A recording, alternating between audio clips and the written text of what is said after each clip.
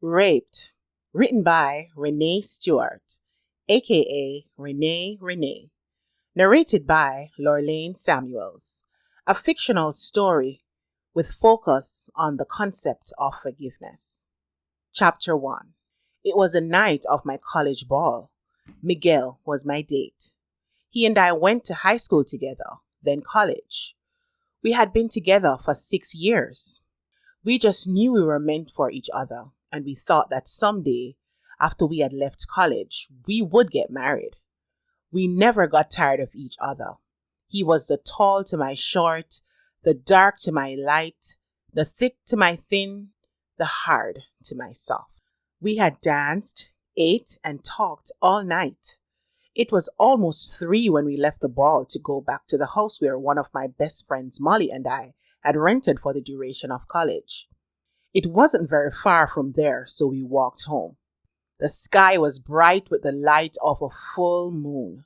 It was just as I had imagined it would be, romantic and beautiful. On our way home, we laughed and talked about when we were younger. When I got home, I invited him in, as I always did. Molly wasn't home.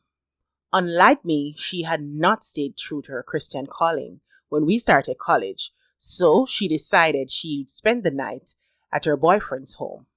Molly has been struggling with the fact that her father, the person she trusted the most in the world, and who had been her mentor, had been found to have multiple partners with his wife. She still followed all the rules of Christianity though, save for thou shalt not commit fornication, and you could not find a more devout person than her. We sat down and turned the television on. "Miguel, would you like a soda?" I said. "No," he replied. "I only want you." "Stop playing," I laughed.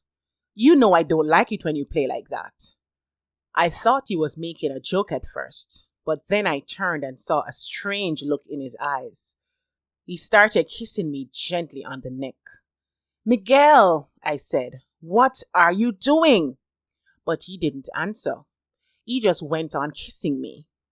This was so uncharacteristic of him. But not wanting to imagine the worst, I tried to talk him into stopping. "No, Miguel," I said. "No." My heart was beating wildly and my hands were shaking fiercely, so much so that even though I tried to shove him off, it had absolutely no impact on him.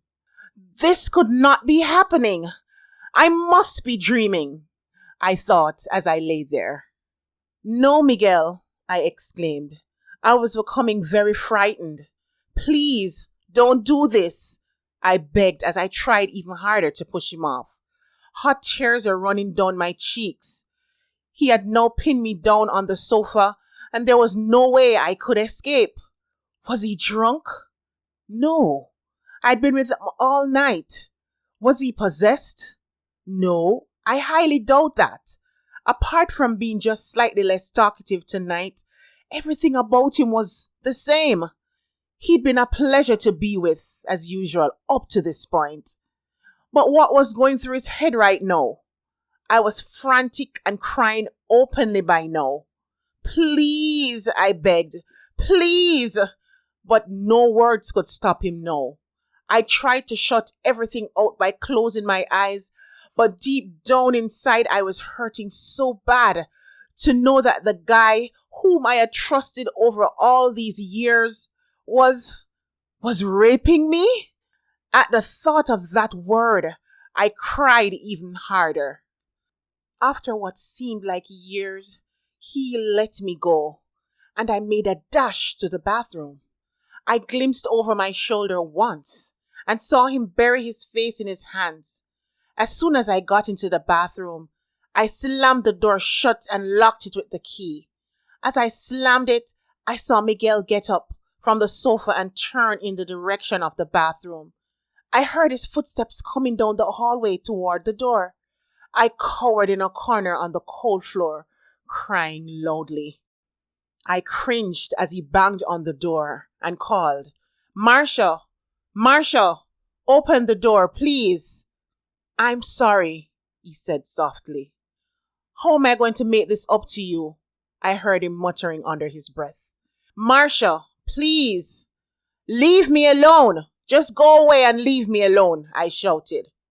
He stayed by the door for some time, and then I heard him gather up his things, and minutes later, the door closed. I didn't have the energy to get up, and I was thinking that he probably just closed the door to let me think that he had left, so I just stayed in my little corner, crying, until I fell asleep. I woke to the voice of Molly the next morning. Marcia, are you in there?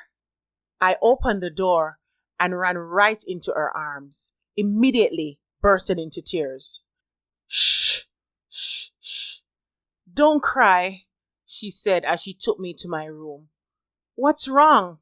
She asked in that concerned motherly voice, as she always did. But I couldn't answer. I just cried even more. I climbed under the blanket with Molly, trying to comfort me. I was freezing after a long night on the cold floor. When I had calmed a little, Molly asked me again, What happened, Marcia? Last night, Miguel raped me, I said, bursting into a fresh torrent of tears. Oh my gosh! I knew I shouldn't have left you here alone last night, Molly cried. It's probably all my fault. If I were here, this would not have happened. How could he do this to me? I wailed. We were supposed to get married as soon as we both found jobs and settled down. Couldn't he wait? He knows how badly I wanted to be able to say I got married a virgin. I'm going to hurt that boy one way or the other, Molly fumed. No, don't say that, I whispered. What did I do to deserve this, Molly? You know me as well as I know myself. Have I been living a fake life? Be honest, Molly. Have I? I'm so going to hurt that boy, Molly repeated, her face filled with rage. Listen to me. You did nothing wrong, she said with emphasis. This is all the fault of a hormone-rich boy. Then again, I don't know. I've never known him to be that way. What in the world has gotten into him? Just wait till I see him, she said, grunting in frustration. I want to leave the island for a while, I said, the tears returning. I'll stay with Janine for a couple of months. Okay, if it will make you feel better, we can take care of the paperwork tomorrow. You'll have a few days if you want to leave quickly. I know he's going to wait a few days before he comes back here, 'cause he knows I'll hurt him. I think I need to speak with Pastor Nigel before I leave though, even if I can't speak with our senior pastor right now. Pastor Miguel was our associate pastor, and Miguel and I often double dated with him and his fiancée. We were a very close bunch. I was dreading the conversation, but out of respect, I felt obligated to.